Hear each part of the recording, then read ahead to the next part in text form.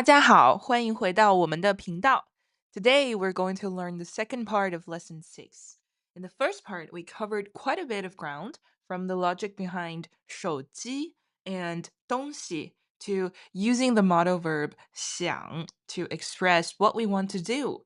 Now, we're going to build on that foundation and dive even deeper into the rest of this lesson's content. Make sure you have your notes ready from the first half because we'll be using some of those patterns again as we introduce new scenarios. Let's get started with our next set of vocabulary and texts. First, let's get started with a quick warm up. Please listen to the dialogue and choose the correct answer from options A, B, and C. 星期天我们去哪儿吃晚饭？我还想去西安饭店。那边的包子非常好吃，我想吃包子。米米，我想吃米饭，不想吃包子。好的，我们怎么去？坐出租车去。Were you able to find the answers? Let's take a look together. For the first one, the correct answer is C, 吃晚饭.吃晚饭. And for the second one, the correct answer is B, 包子.包子. Now let's hear again the text. 星期天我们去哪儿吃晚饭？我还想去西安饭店。那边的包子非常好吃，我想吃包子。米米，我想吃米饭，不想吃包子。好的，我们怎么去？坐出租车去。The language point we're going to learn today is serial verb sentences, 联动句. A serial verb sentence consists of two or more verbal phrases in the predicate. It typically expresses two types of meanings. Let's say number one, indicating the purpose of an action. For example, 我想去超市买东西。我想去超市买东西. I want to go to the supermarket to buy things. Here, 去超市 and 买东西 are two verb phrases placed right next to each other. The first phrase represents the action itself, and the second phrase expresses the purpose of that action. Unlike in English, you don't need to use a word like to connect these two phrases. You simply say them one after another.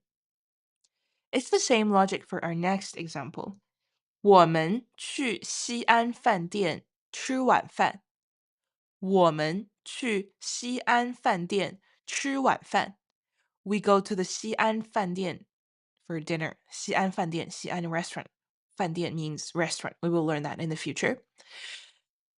Here, 去西安饭店 and 吃晚饭. These are two verb phrases joined together without needing to or for in the middle. You can express your purpose directly by just placing the target action immediately after the movement. This is a great feature of Chinese grammar. It's very direct. As long as the sequence of events makes sense, you can stack the phrase to show exactly why you're going somewhere. Next, let's look at the second way to use a serial verb sentence, indicating the manner of an action. This is where the first verb phrase tells us how the second action is being performed. For example, 我们坐出租车去西安饭店。我们坐出租车去西安饭店. We take a taxi to the Xi'an restaurant. 坐出租车 take a taxi. In this sentence, 坐出租车 and 去西安饭店 are two verb phrases placed right next to each other. The first phrase describes the manner of the trip, taking a taxi, while the second phrase describes the action itself, which is going to the Xi'an restaurant. Let's look at another example. 他坐出租车去超市。她坐出租车去超市. She takes a taxi to the supermarket. Here, 坐出租车 and 去超市 are also two verb phrases joined together. Again, the first part tells us the manner. You're traveling by taxi. And the second part is the main action, going to the supermarket.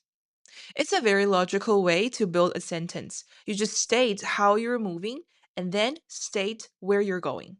Today, we're going to learn a very important word that will help you ask for directions, methods, and ways to do things.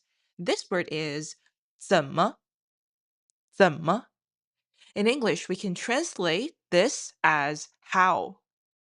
When we want to ask about the manner or method of an action, meaning how something is done, we use 怎么. Let's look at the first sentence. You can read after me. 我们怎么去?我们怎么去? How do we go? 去 means to go. So we're asking, how do we go? Are we taking a bus? Are we walking? Or taking a taxi? We use 怎么 to find out the transport method. Now look at the second example. 他怎么去超市?他怎么去超市? How will she go to the supermarket? 超市 is the supermarket. Again, notice the position 怎么 how 怎么 comes right before 去, which means to go. It asks for the specific way she gets to the store. Now, let's try to build some of our own. Think about other verbs we know. For example, to say 说,说. If you want to know how to say a word in Chinese, you can ask 怎么说?怎么说? How to say 怎么说? Do you see the pattern? Just put 怎么 before the action, and you can ask about any method.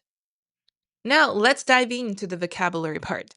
Our first word is a very important verb, 吃,吃, eat, to have. Notice the mouth radical on the left side. It literally shows you're using your mouth to eat. You can say 吃饭 to mean eat a meal. Next, 晚饭,晚饭, dinner, supper. 晚 means evening or late. So your evening meal is dinner. 吃晚饭, eat dinner or eat supper. Moving on to a location word, 那边,那边, there.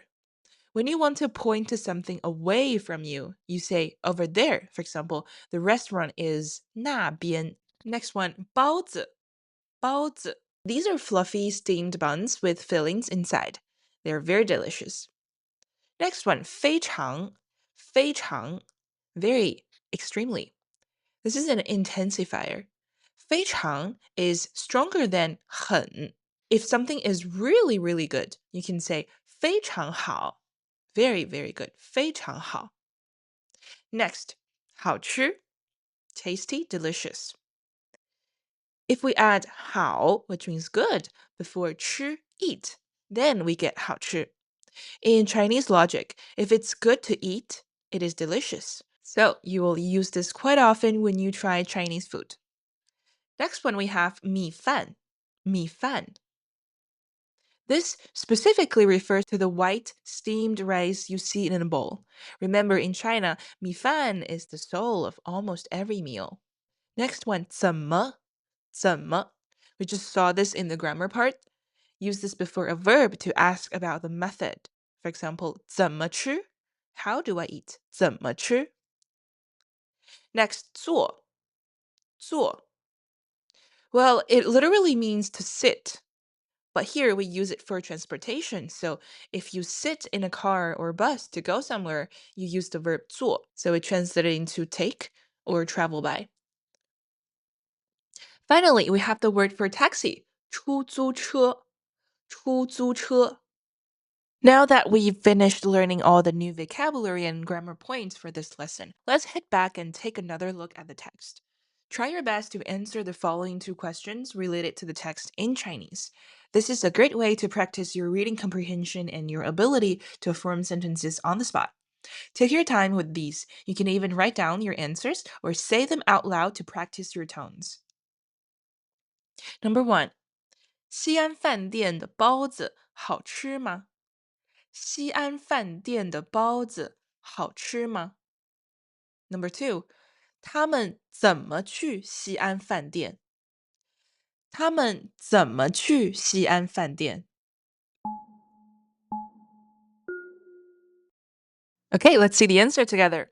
Number 1, you can say 西安饭店的包子非常好吃。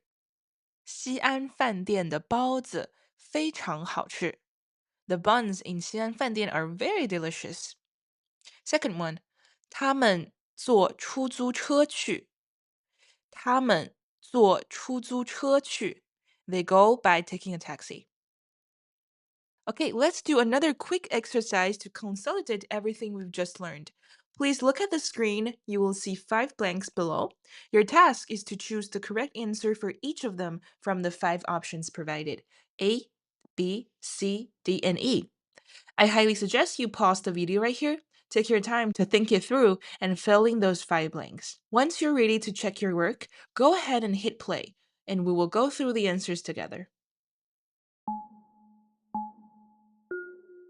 Okay, number 1, 我想超市牛奶. We see 超市 and 牛奶. What do we want to do with the location? We go there, and what do we do with milk at store? We buy it. So full sentence is 我想去超市买牛奶. Second one, 我们出租车去西安饭店吃晚饭. Remember our rule from the vocabulary. When you see 出租车, what verb do we use to mean take or travel by? Yes, it's going to be D, 坐. 我们坐出租车去西安饭店吃晚饭. Number 3 is a dialogue. Mom asks, what do you want to eat? The child answers, 我想吃. All right, so after the verb 吃, we need a food item. Which one from the list is a food? Yes, it's going to be C, 米饭. 我想吃米饭. Now, last one. The teacher asks about a 手机号, right? Phone number, 手机号. So here we say 多少. We learned the word 多少 before, right? It means how many. So here in Chinese, when asking for a phone number, you can use 多少. So 你的手机号是多少? What is your phone number? Okay, excellent work. You've mastered how to talk about where you're going, how you're getting there, what you're eating, and even how to ask for a phone number. All right, to wrap up today's lesson, I've prepared some homework for you to practice what we've covered. Please take a moment to complete these exercises after class. You're more than welcome to post your answers in the comments below. We'll be happy to check them over and give you some feedback. Last but not the least, here is the Hanzi chart for lesson 6. So you should be able to recognize these Hanzi after this lesson. Remember, according to the official new HSK standards, you should be able to recognize more or less 300 Hanzi to accomplish HSK 1 exams. So let's start the journey now and learn a few every lesson. Okay, so that's it for lesson 6. I will see you in lesson 7. 再见.